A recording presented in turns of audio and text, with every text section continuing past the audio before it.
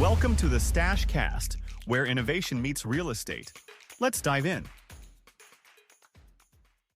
Hey, Stash, how are you? I'm great, man. How are you? All right. For the folks at home who haven't had a chance to meet you, why don't you give us an idea of who you are and what you do? Sure. Yeah. Thank you for having me on once again. And so my name is Ethan Hochberg. I am the co-founder of Marketing Guys, which is just a creative growth agency for AI and technology brands. We offer a pretty specific set of marketing or growth services in like the content, writing and distribution realm, and influencer campaign organization and facilitation. By trade, my partner and I have been very interested in content and social media. We became interested in AI at the same time everyone else did and started writing content about it and built up a little bit of an audience on Twitter. We have several accounts that do like cumulatively about 200 million views a year. And we use that as a little bit of a growth engine to promote our business. But honestly, we were doing that way before we even conceptualized the idea of starting a business around it. I met my partner at college. We went to Washington University in St. Louis. Wash you. Nice. Shout out. Yeah. So I guess you started just writing content about AI. Like, how did you build the expertise and confidence to be able to confidently put out content without feeling like a fraud and knowing what you're talking about? If that's a fair way to put it. Yeah, I think whether it's AI or whether it's about food reviews, I think every human will inevitably have that feeling before they put anything out online. And I think one of the things that I've always believed, whether it's business or exercise or sports, it's you just suck. And every time you practice, you suck a little less. So like that's been my outlook on things. Because in the beginning, we definitely sucked a lot more than we do now. And I think the thing about Twitter is really most of the textual platforms like Twitter, LinkedIn, any platform where they're pretty versatile media formats. I always have viewed them, my partner as well, to have very underpriced, what we call underpriced distribution. And I think 1 million views on Twitter is typically more valuable depending on what you're promoting than 1 million views on a short form video. In terms of conversion, it could vary. There's a lot of variability, but we realized in the beginning because we were writing a lot of great, or at least what we thought was good content, whether it was or it wasn't, we weren't really getting a lot of traffic. And we figured we have to build a distribution network around this and find people with bigger audiences and more credibility than us to like consistently share our content. But to answer your specific question, yeah, I think whether it's content writing or doing anything where other people are going to view what you're doing, it's just like a nature part of the human experience to feel inadequate or whatnot. But I think my partner and I specifically, we were at a place in life where we were like, you know what? We don't really care. I think if you asked me that 10 years ago, I would have had more, yeah, that was a really difficult thing to overcome. But where we were in our life at that point, we were like, we got nothing left to lose. Yeah. It's like when you have nothing left to lose, you're like, let's throw all caution to the wind and just pull out all stops and go out and make it happen.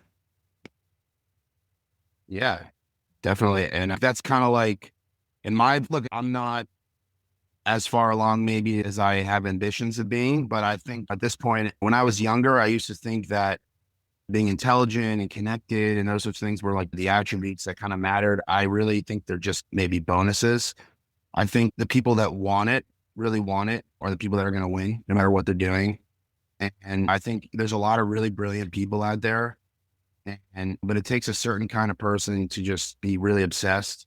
And we were, like I said, we were at a point in life where like a few haters on Twitter was not what was going to stop us. And if anyone who's been on Twitter knows that literally any post has plenty of haters and hate, but even if it's like literally the most brilliant, profound thing you could say, yeah, somebody's going to find a way to troll it. And that's some people's personality. I think those are unfortunately the loudest voices in the room on social media right now. But most people that like, and that's actually a good point to highlight about what makes good content in general. Typically saying things that are very logical, sensical, whatever you want to call it, typically doesn't make for great content. Really what makes for great content is making people feel something, right? It could Right. be anger, happiness, sadness, humor, like that's what leads to engagement. And that's how these algorithms work. The more engagement that you receive, particularly early on, is how they know who to share it to.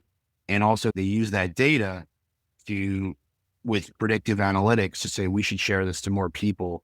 So yeah, there's definitely more nuance, but generally speaking. So I guess, how did you like hack the algorithms, or how did you figure it out to be able to, because 200 million views is amazing. How'd you do it? Thank you. Yeah, go. The Stashcast is brought to you by Needle. What if you could use data and analytics to predict real estate transactions? With Needle, you can. Check it out at needle.us to learn more.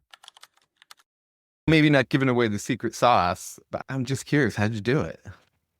I think what we were doing is not necessarily something that is so unknown and proprietary. I won't say exactly everything we're doing, but for the most part, it's related to my initial point of that underpriced distribution thing. So if you wanted to pay an influencer on Instagram to make a video promoting your brand or anything that has 1 million followers, it would probably cost a fair amount of money. But, writing a tweet, sharing something on Twitter, it's not super hard. It's not super laborious. And that's why I say underpriced, because I think you could actually, if you really put the time in to find a lot of profiles who are related to your target demographic, and almost like build a distribution network where you can essentially say, all right, I'm going to pay all these people X amount of dollars per month to share all my content. And we realized we needed to have way more organization around it, like in terms of who was sharing what, and et cetera, et cetera. So really, it's two components to content nowadays, right? Because content is super saturated. It's all algorithmic. It's good content, but really what's way more important is distribution. And that you could post the greatest thing in the world. If you're not Sam Altman, at least in the AI space, no one's seeing that. Only around like 1 to 5% of your followers actually will see anything that you post on average on any given platform. That's how most people look at their feeds, and their feeds are not necessarily like who they're following. It's more just an amalgamation of their prior activity. Yeah. And so we didn't have anything, but we didn't figure out it was something we were forced to realize pretty early on that, hey, like we're putting a lot of work into these posts and we're getting like 30 views. We're not going to make a lot of money from that. We have to figure out, we kind of have to spend money to make money here. And that was like the thinking behind that, I think. And yeah. So I guess, how do you go out and monetize your service then? Yeah. So in the beginning, we were selling like a smaller variant of what we're doing now, and people bought it. And then like after a week, we were like, I don't know why people are buying this. We got to refund all these people their money, because we just weren't driving any results. It was like $150 a month or something, and we were guaranteeing a certain amount of impressions. And we realized that, and we're not even close to the brightest social media minds, but we've been doing this a long time. And even we like didn't realize in the thick of it, social media is pretty unpredictable. Like you can't guarantee metrics. And so we were spending however many dollars a month. It just kept increasing for the distribution funnel. We were eating it for a long time. And until we started to realize, wow, so we have these 3 Twitter accounts, and we also have a directory of AI tools. It's called AI Marketing Directory. We get like 10 to 15 AI companies submitting like a form to be on our directory every day, 7 days a week. And we were like, this is like pretty, valuable, right? We have all these people's email addresses, and we also have the Twitter that's like, maybe in the beginning wasn't making any money. It was also generating inbound and interest and all these things. And we were like, that's the real value here. If we could build services to help these companies, we'll have to, it's really interesting. I don't know if I assume you've heard about Hormozi's recent book, Money Models. And it's the basis. We didn't realize this until after, because I'm a big Hormozi fan, and I was listening to what he was explaining about. It's the basis for a great money model, because we don't have to work super hard to be able to pitch people our services. And so we have all this inbound, we have all these leads. It just took a while for the numbers to flip. So now we're making a good amount in ad revenue alone. We do basic paid collaborations on the Twitter accounts, and our whole sales funnel.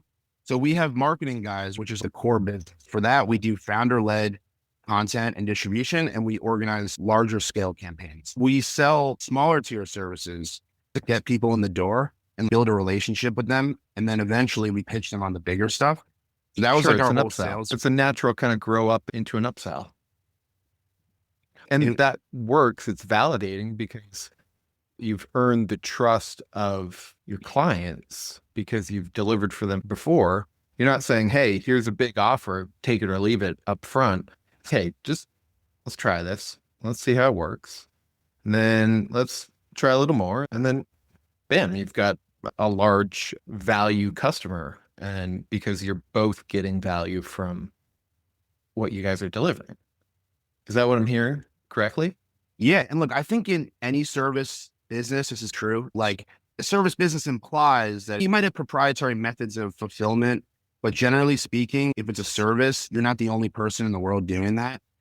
And we identified early on through these kind of core distribution channels, the frontline distribution channels, the Twitter accounts, the directory, that this is a major problem that most of these AI companies are facing.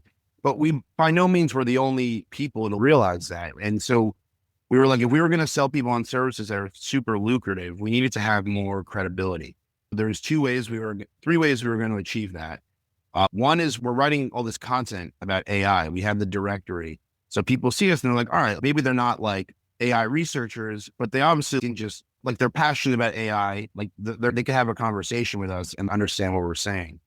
And two, like we had worked with a lot of these people before. So they know we're not like unethical people. They paid us for stuff we delivered, whether they were happier with it or not. That's like a different question, but we didn't do wrong by anybody. Sales, which I'm sure, and anyone who's built a business knows, it's just a numbers game, right? So whether it's warm or it's cold or it's this, it might be a different numbers game, but they're all numbers games. And like we figured that for the more lucrative stuff, the cold numbers game wasn't going to work. And we learned that pretty early on. I also, last thing I'll say is we're a little bit of a disadvantage in the sense that we're selling to AI companies, right? So these people are very easily able to know something's written by AI. So we needed to put more work into personalizing we do a bunch of cold, but we do only cold for the lower tier things, right? So collabs, the directory, etc. But all this kind of we didn't think through, like most of this stuff just happened along the way, which is the coolest part about it. So it's like what I'm hearing is the hardest part is just getting started.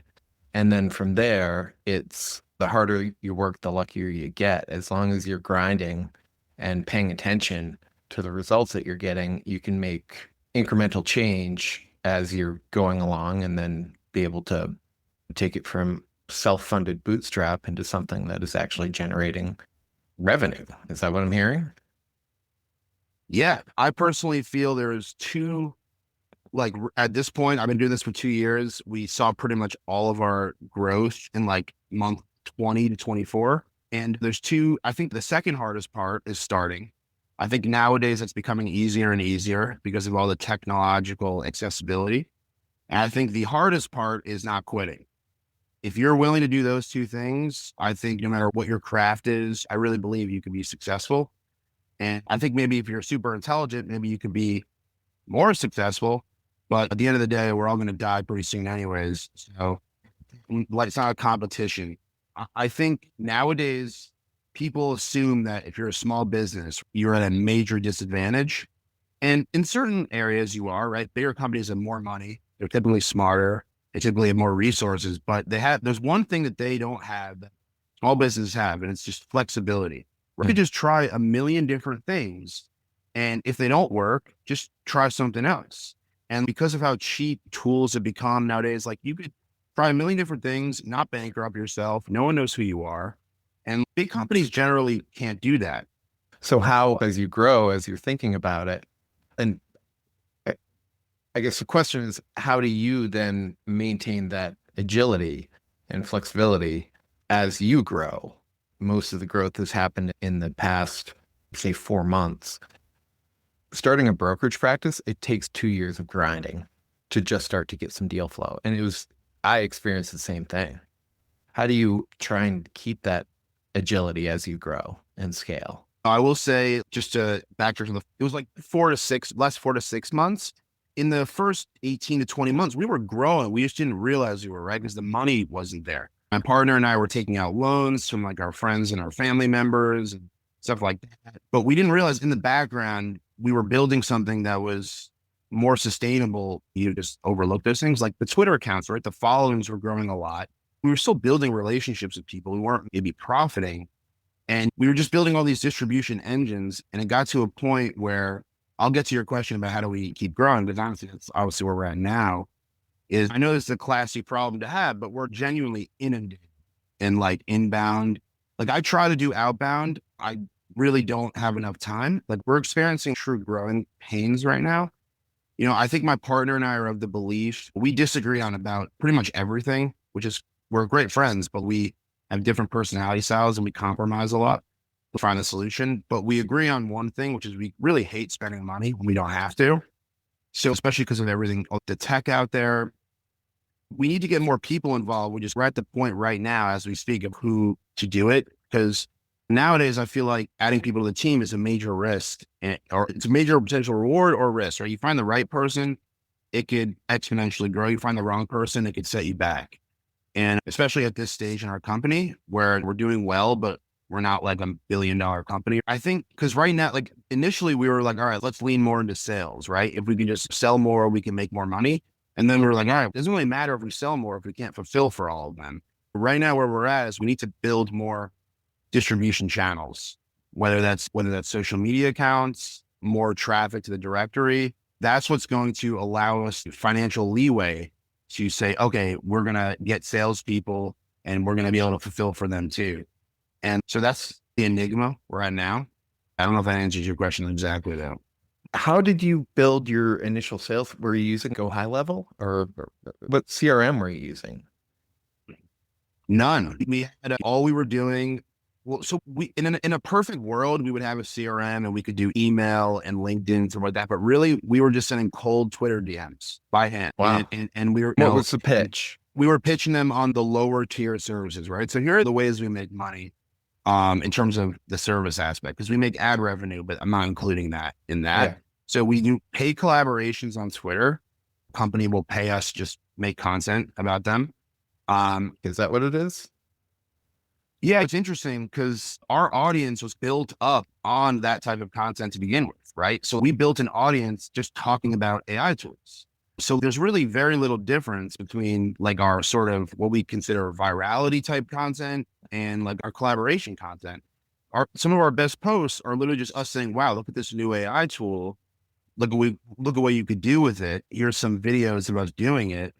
And that's what these companies want to pay for. And that's one of the things that we just didn't really think through in advance. It just happened naturally because that's what we always wanted to make content about to begin with. So for example, like a traditional influencer, like for example, in the food space, right? It's way more obvious, like when they're doing a paid collaboration, right? Let's say they eat like all these fancy foods and all of a sudden you see me like, I don't know, like wings or Buffalo Wild Wings.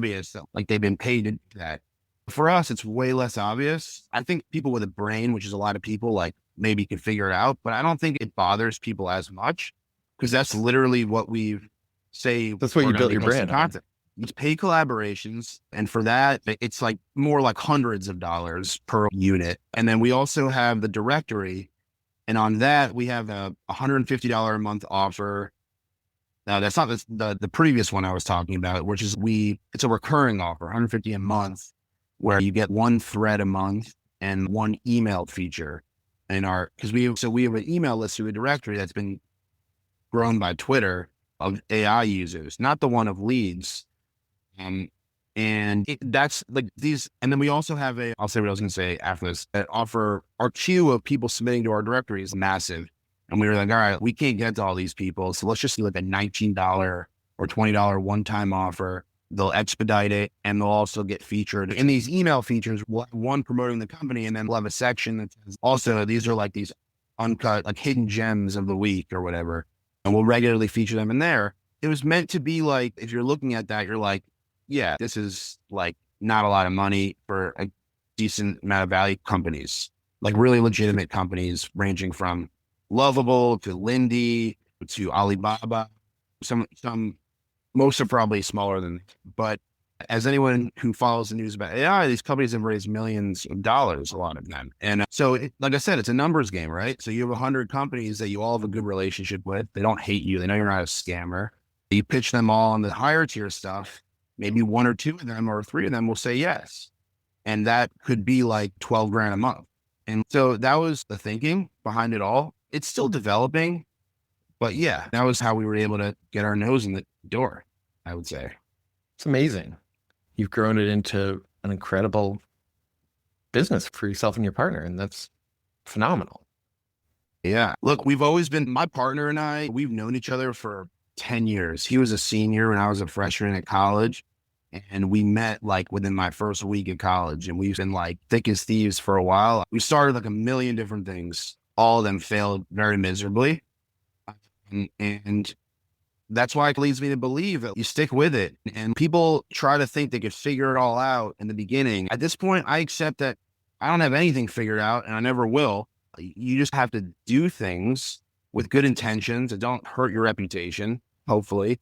Sure. And just analyze the data along the way, and it was like, it would just, if you were looking at it at the outside, you'd be like, wow, this kind of flowed really seamlessly. When in reality, in my partners, we're like fighting for our life. I mean, it was a train wreck. Yeah. We're above all else, we love what we're doing. Like being able to check all the metrics and connect with people that are brilliant. I think a lot of people that sell these really brilliant technology companies, they try to prove to them they understand technology. And our mantra from the beginning was like, we're not going to try to outsmart these people. In fact, we're going to try and stroke their ego as much as possible, right? And accept that these are some of the most brilliant minds in the world. We're not going to try to tell them how to build their product. We're going to tell them, like, based on what you're trying to build, this is how we feel you should market it, because that's our expertise. And I think people really have liked that whole style of communication. What was the first form of content where you're like, oh, wow, that just went viral? That, like, it surprised you, or when you were, oh, we're onto something here? Yeah, I remember our biggest post ever was a thread that had between 2 and 3 million views. And it was when like Grok, this was a while ago, right? Grok 4 just came out. So this is when Grok 3 came out. It was a thread about how to use Grok for trading or something. We had 10 prompts and it just went very viral. We gained over 1,000 followers in a day. And, Wow. And the interesting thing, that was when we knew we were onto something, because my partner and I, whatever people think about, like prompting generally isn't super as valuable as people make it to believe in concept. And I think people don't really realize that until they use it for a little bit. And we found it super interesting that those types of posts were the biggest one, like things that like were helping people do really simple things. This is a more macro problem that we've identified. I think the biggest bridge that AI needs to cross is like most people that these AI companies need to sign up for their tools to become billion-dollar companies, like generally hate AI, and like people that create AI, at least in the States. And like I see it online, like all these people that aren't idiots, like just criticizing without actually knowing what they're talking about. And so our whole thing was, we want to be relatable. We want to be like a normal dude. We want to be funny. We like sports, right? If someone posts something about a sports thing, let's just give some, like, obviously want to be professional, give our political views or something. Like, Sure. Yeah. And I think that was like how it all just flowed naturally. But that post from Grok was a big one for us. What form of content have you found to be the most high performing? Is it Reels? Is it TikTok? Or does it depend on what the message is? Yeah, I think it depends more on the demographic. So we actually built a TikTok up to 35K followers, like way in the beginning, like doing like kind of a more less legitimate variant of what we're doing now on Twitter. And we stopped using it. As it pertains to our Twitter stuff, I think the best performing content is just showing the thing in action. I think that's the trajectory that marketing is going. It's like all these professional graphics and stuff like that, they don't convert well, because I think people overlook that the average viewer is, in any niche, is a lot more intelligent than people give them credit for. And they're way more able to sniff out some marketing stuff than, Then yeah. So I think walkthrough videos, those have been our best pieces of content. That's pretty much all we do now. Let's like screen share videos of us just like doing what we're saying you could do. yeah. Do you do it on the phone on a phone so it's easy to repost and fit the format, or you do it on your desktop and then just edit the video? So now we have a content team that kind of cranks it out. We do posts every single day, but in the beginning, when it was just me and my partner, we would do it on a computer. Like we would get like a screen share, like a screen recording software, like Yeah. CapCut or whatever it is. Yeah, I guess that makes sense. What are some of the platforms or tools that you've seen that you think are really, you're just like, wow, that's awesome? Like AI tools. Yeah. So for content specifically, and I've seen some really cool tools with video generation. Can you give me maybe what type of thing or what specific task, and maybe it help me? Like just some. I found that Perplexity is really good if you want to like get a very thorough overview of a topic with links back to things. Whereas if you ask ChatGPT about something, it will just make things up. Whereas Perplexity will be like, here's the source. And it's gotten better, ChatGPT has, but maybe I use it a lot for research and then turning around things for the podcast and my sales efforts as well. So this would all probably be a big generalization, but generally speaking, I think Claude is one of the better research tools for content writing, depending on what you're trying to do in that realm. I think actually GPT, people don't give it a lot of credit. So we have a lot of embedded workflows that we just go back to. This is what we were doing in the beginning. A lot of the content is generated by AI. Our whole workflow for that is we do the real research to get good topics and curate the topics, but we have subsequent workflows to craft a structure. And then we have a real writer go in and say, okay, this is our personal style, which at this point they know it's just like some random dude from high school who happens to know a good amount about AI, just give his little touch to it. That's how we make most of our content. But for our business itself, operations wise, Grok has been transformative, especially if you're trying to do marketing on Twitter, right? So for example, we don't spend so much time looking for influencers or stuff like that. We're able to find them in minutes and with Grok. And more importantly, we have workflows to validate them, right? So if my partner and I looked at a profile at this point, we'd be able to gather a lot of things from that, right?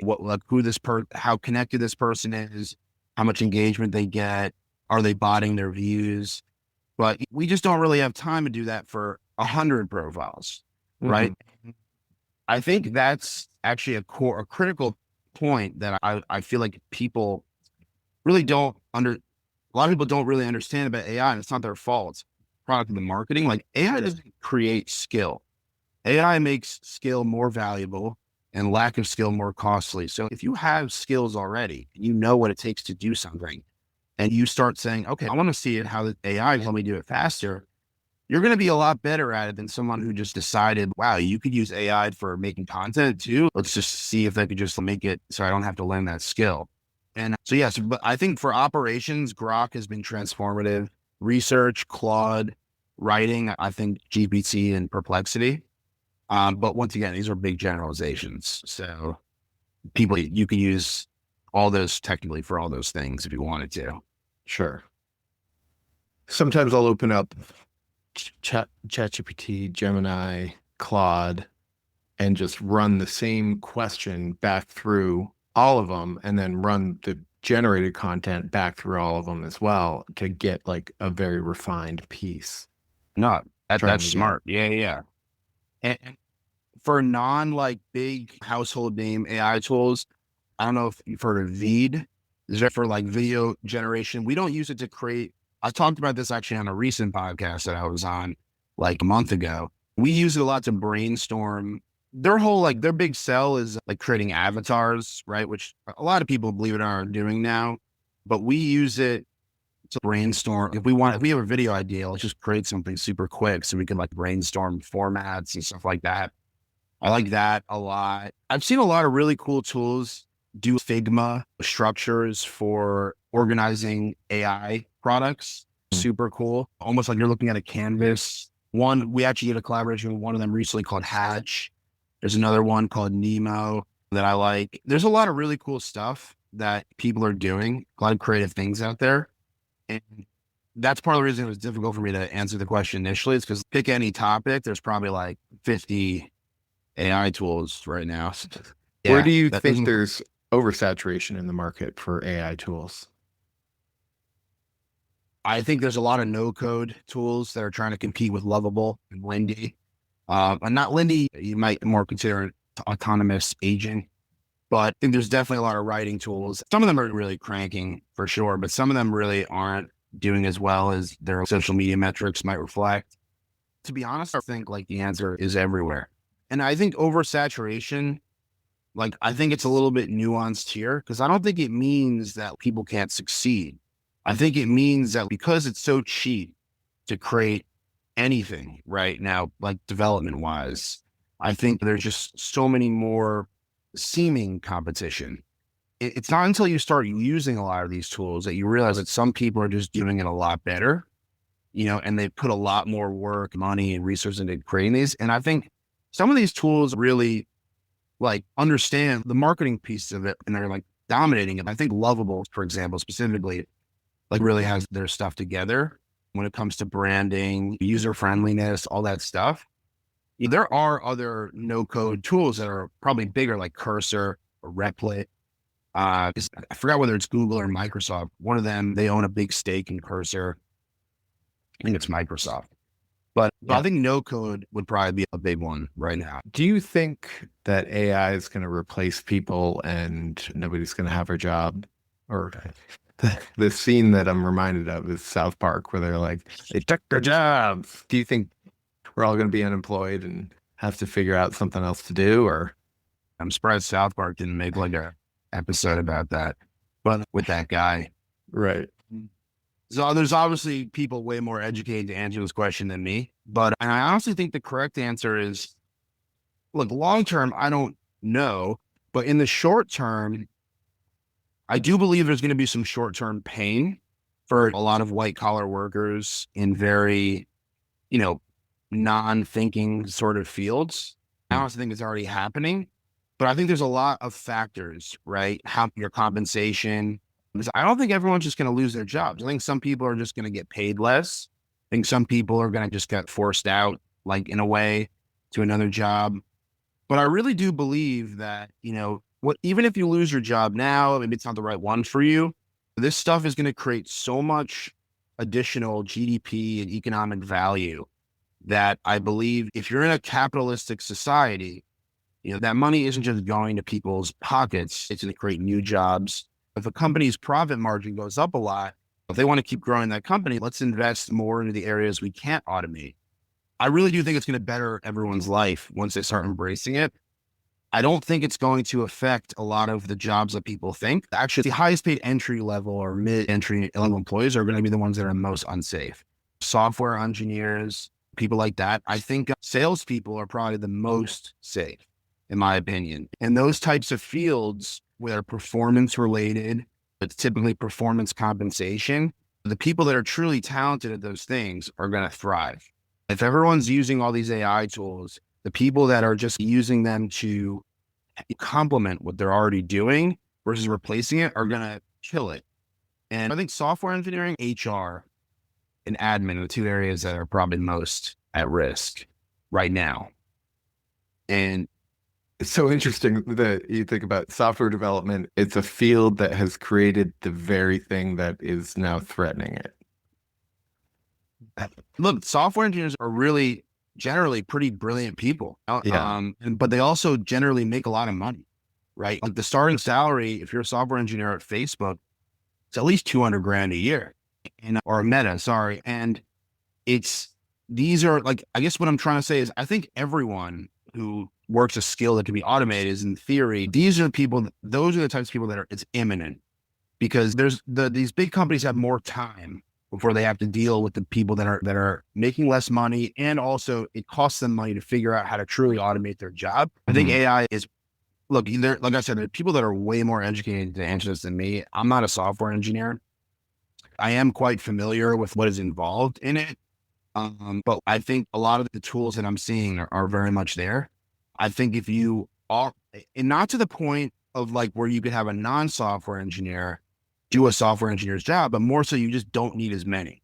If you have 200 talented software engineers, you might as well take your 20 most talented and have them use these tools and just increase your profit margin. That's what I mean. It's not like there's going to be no software engineers. It's just like, it's the type of thing where unless you're the best of the best, you might want to start either building your own company or like doing something else.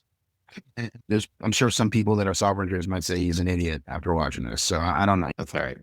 I think of it as AI almost exactly to your point. AI is a tool and it is going to eliminate some jobs, but the jobs that it eliminates are probably miserable anyway. So do you really want to be doing that the rest of your life? Go find something that's fulfilling.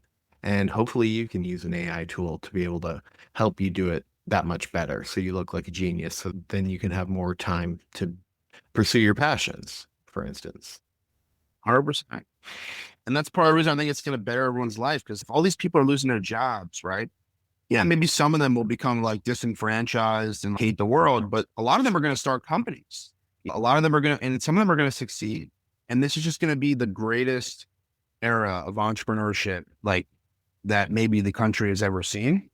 And more importantly, this is like more of a macro historical thing. I think it's going to humble the United States a little bit. I think the United States, the empire that is the United States, has become a little arrogant and divided over the last 10 years or so. And it's not usually until it doesn't really hit people where it hurts until it starts hitting their bank accounts most of the time in history. And I think, and I think it's going to remind people how the ingenuity it took to create this country. Because like you go to India, you go to China, a lot of them are our customers. These people are very ambitious. They're very smart, and AI is a lot more accepted in these places. The AI participation rate in India and China is between 50 and 60%. In the United States, it's like below 30.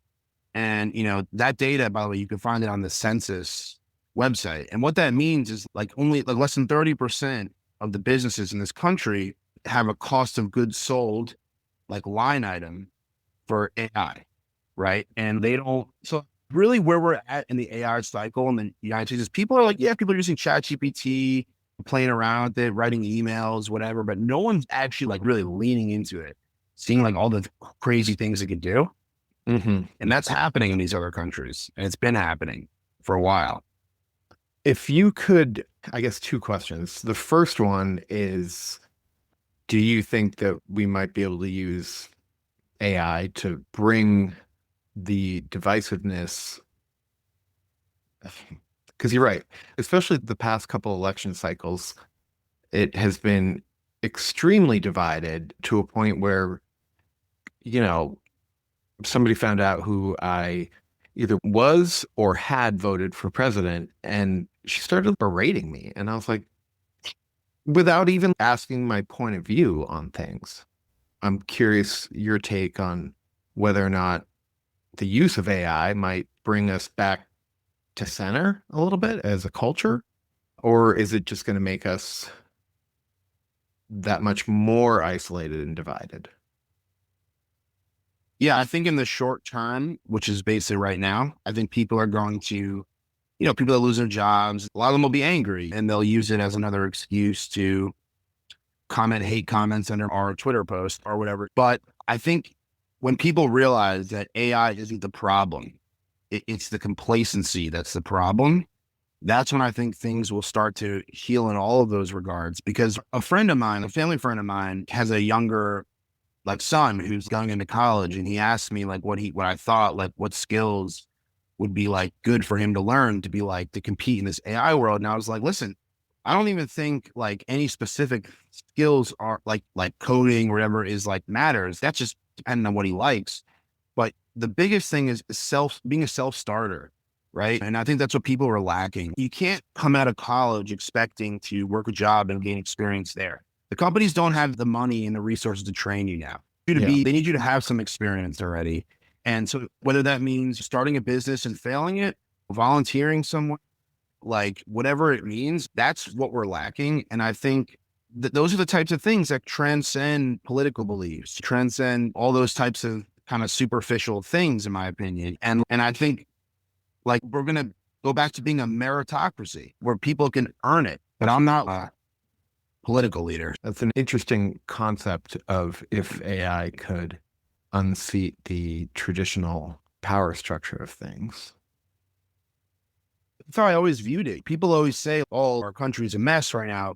And now we got AI around the corner. And I'm thinking like, I think AI is going to be our saving grace. Because whether you're a Republican, a Democrat, whatever, like AI doesn't care who you voted for. If it can replace your job, you're going to have to find something else to do. And I think people are going to be reminded that this is America. Like we defeated the mighty British Empire 2 years ago, you know, and like we are very capable people, regardless of who we vote, and we just need to stop being complacent and grind hard and want it.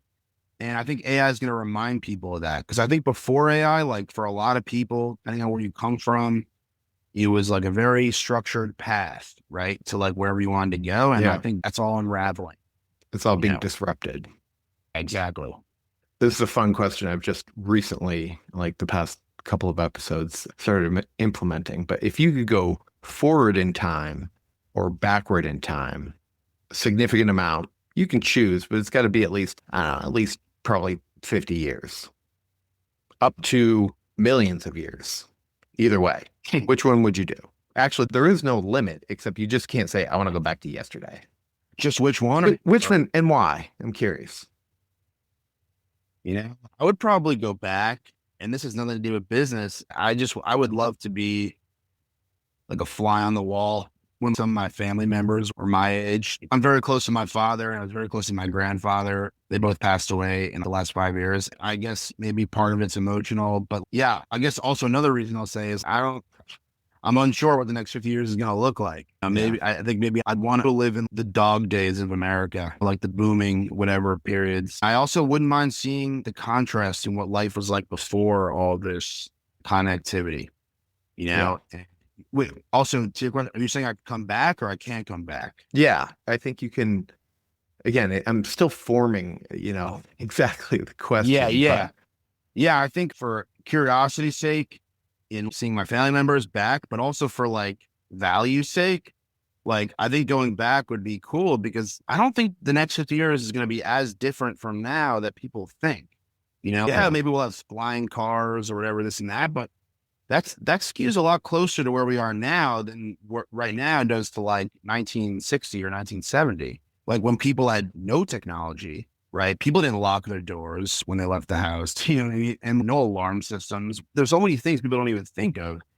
And I think the contrast between those two periods would give you a lot of insight into like, just the world and all those things.